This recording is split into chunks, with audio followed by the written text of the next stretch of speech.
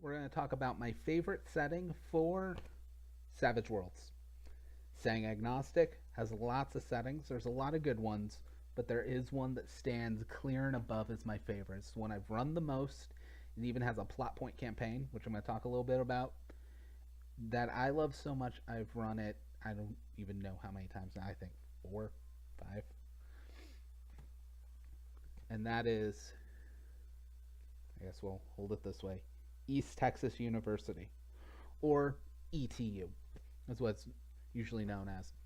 Um, Oddly enough, when I see a lot of people asking, list your favorite settings and all that, people who have played ETU put it in their top 5. Very rarely do I see it below number 2. It is an awesome setting if you like modern horror.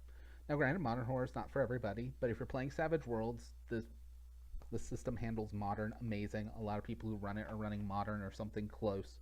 To be honest, if you're running like noir in the 20s, pretty close to modern. If you're running the Wild West, you have a lot of things in common with modern. This is really, you could run this in the 80s, you could run this in the 90s, you could run this in the 70s if you want to do a period-based thing, but it's geared up as a modern horror game. And when people ask what it is, the easiest way is I tell them it's Buffy the Vampire Slayer in college. Because that's really what it is. You are monster hunters. You're ordinary students who end up becoming monster hunters. And if you want it to be Buffy and just fight vampires, you can do it, but there's a lot more in here. And if you use the full setting, there's more. The writers call it Southern Fried Buffy in college because there is a lot of Texas flavor. I was born in Texas. I spent a good chunk of my life, both as a child and as a young adult, in Texas.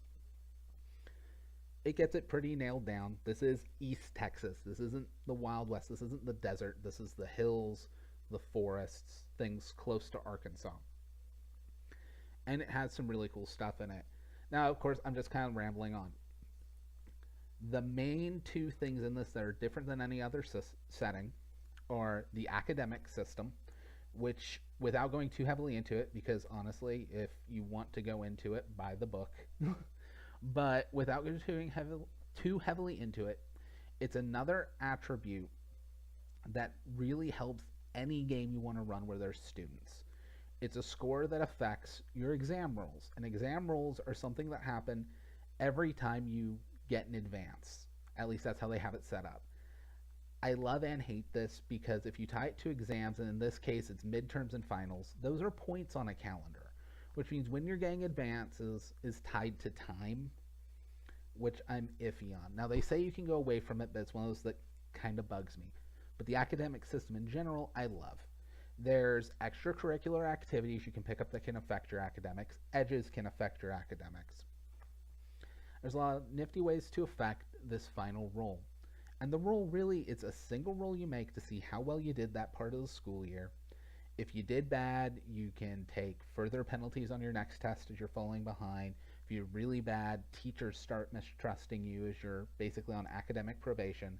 But if you do well, you also get to roll on a table, and it's this really nice table of things that might have happened to you because of how good you're doing in school, or even things that might have happened to you while researching to get ready for your exams.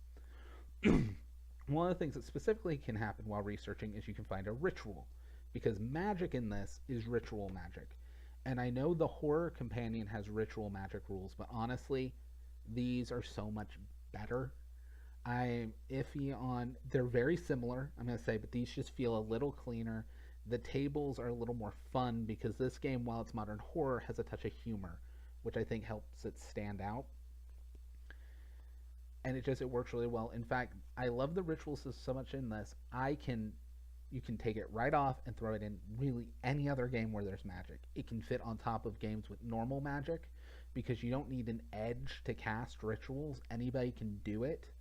So as long as you start getting the skill, and you can try it unskilled, it's just really dangerous. If you get a ritual, you're good. It also works really well with trappings because players don't go, oh, these are the powers I have. The GM goes, here's a ritual you found, which means the GM can write very interesting trappings and can make sure trappings are part of the power. So you can really play with that mechanic of Savage Worlds that some players like lean into, but other players I know for a fact kind of shy away from. They just want that mechanical hit that's in the book. They want to skip over the trappings because trappings can also have negatives. They can't avoid that with rituals. Yeah, this is the spell you found. It's the one you have. It's a really good way to introduce trappings for players. It's a really good way to play and toy with trappings, and it can really fit in any genre. That, plus the fact that this has good solid stuff just for a modern game. This has stuff in case your players pick up a cordless nail gun or a weed whacker in a fight. This is kind of, at least as of right now, this should be the modern horror companion. There's the horror companion, it talks about theming and stuff, but if you want to run a modern horror game, this is kind of the companion for it. It has everything you need for a modern game. But I can't talk about ETU without talking about Degrees of Horror. This is a plot point campaign. Those who aren't super deep in Savage Worlds, plot point campaigns are basically a lot like campaigns you're used to in other systems, but they do them in these points, and are basically just the important part in this chunk of a character's career. As long as those points happen, really anything else in a campaign can happen. It makes them much more flexible. They also come with what are called Savage Tales, which are filler adventures that can go kind of anywhere. They give suggested levels where they come in. Savage Worlds, it's normally novice, seasoned, veteran, heroic, legendary. In ETU, it's you're a freshman, sophomore, junior, senior. You don't reach legendary, kinda. In theory, you could kind of be like hitting legendary right at graduation. But that's the other great thing. This takes you all the way from freshman orientation to graduation day, which means this is a plot point campaign that will take you from 0 XP to right when you're turning legendary. That's incredibly useful. I've seen a lot of lately things like The Goon, as much as I like that book, and Fear Agents. Their plot point campaigns feel very flimsy to me. This is solid. This is incredibly solid. It kind of gives you a little bit of everything. The history in here is really good. You will definitely need ETU to run this. You could probably modify Degrees of Horror, but so tied into both being in a college and the history of ETU, like very specifically that one university, that you need both. But that's not really a bad thing. There's also the Savage Tales in here are really useful. If you're a Savage Worlds player and you've played any of the 12 to Midnight stuff before ETU, any of the Pine Box adventures that have been going on for years before that, they're all compatible in ETU. In fact, in Degrees of Horror, I believe it is, there's a page very early on that I'm skipping right past. Here we go. With suggestions on at what year all of their published adventures are. The first Pine Box published adventure was Last Rites of the Blackguard. One of the things I love about this plot point campaign, I was lucky enough, I was part of the Kickstarter, which means I also got Last Rites of the Blackguard for free as a bonus. It's a pretty cheap adventure to pick it up. It's a standalone adventure. If you have that, there is a sequel in here in the Savage Tales and a sequel to that sequel. That turns Last Rites of the Blackguard into a 3-point plot. That's not this. Their plot point campaign has about 3 plots per year for 4 years. It's a very long campaign. But that gives you your own, you can have that as a sub-story going through this campaign, or if you ran the plot point and you go, man, I want to do another campaign, but my players have already run this. You just run Last Rites of the Blackguard, throw some filler in with some of the Savage Tales you probably didn't use, because there's enough in here I doubt you used them. Especially, I barely even touched on it, but the random tables in the core book are amazing. It has a great adventure generator, and it also has a party generator, because it's a college game. And if they go, oh, that frat's having a party, cool, I'm going to deal a couple cards. I know how big the party is. If anybody important's there, it's very fast.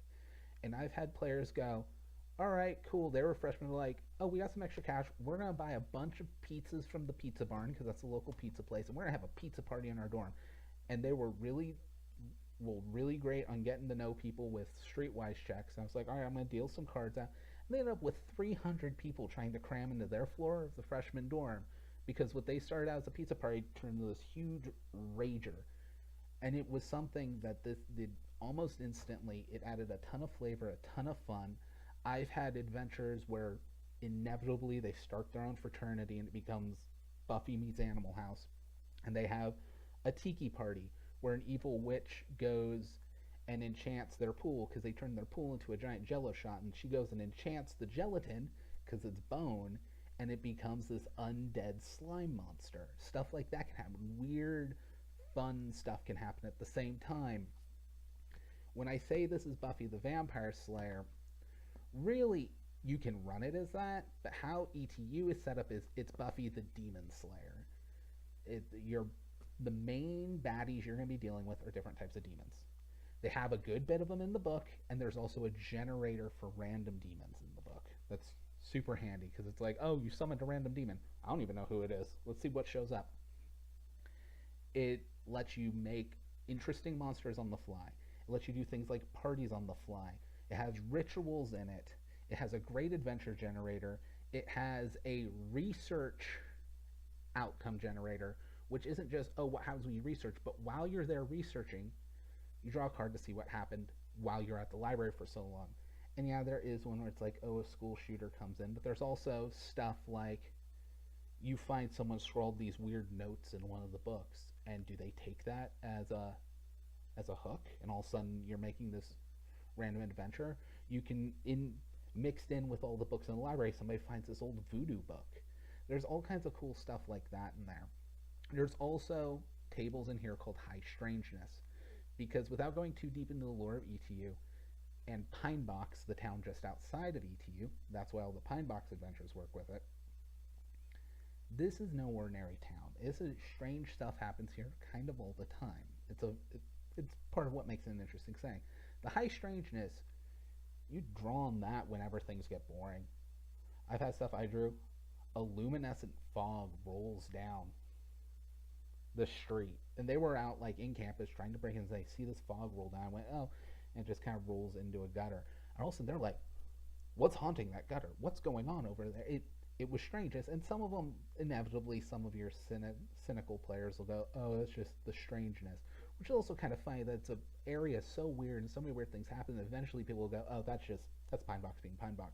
But at any point you can take those things and turn them into adventures. There's things like an animal will come up to your feet and drop a beating heart at your feet. Things like that, you go, all right, I need this haunted, abandoned hospital to seem creepy. Boom, all of a sudden that happened. I had that happen when they were like lost in the basement under the Roost, which is like their basketball court in the first adventure where freshman orientation is. Second that happened, they went, okay, we've been having fun, but this just reminded us this is a horror setting. On top of the rituals, in the rituals, there's rules for talismans, which is basically magic items. I actually really enjoy using these talismans rules better than the magic item rules from the Fantasy Companion. Really, at the end of the day, this is kind of my go-to book for Savage Worlds if I'm running Modern, and it's not normal if magic's real, or if monsters are real. So I hope that, without going into a big whole review, without doing too much of a breakdown, I hope that gave you guys enough of a reason, if you're already playing Savage Worlds, to check out ETU, and if you're not, guys, Savage Worlds is $10. ETU in paperback, I believe, is $10. It might be 15 or 20. This is still cheaper than the D&D Player's Handbook combined. All right. This varies. Again, it's typically the same price as the book. If you want that, you have a full campaign. With the 3 of these, you're good for over a year of gaming. All right. But with that, I will catch you guys later. Bye. Hey guys, you can check out another video over here. If you haven't, feel free to subscribe up here or share the video so other people can find us. If you really want to help support or even get videos early, you can also check out our Patreon right over here. Anyways, I will catch you next time. Bye.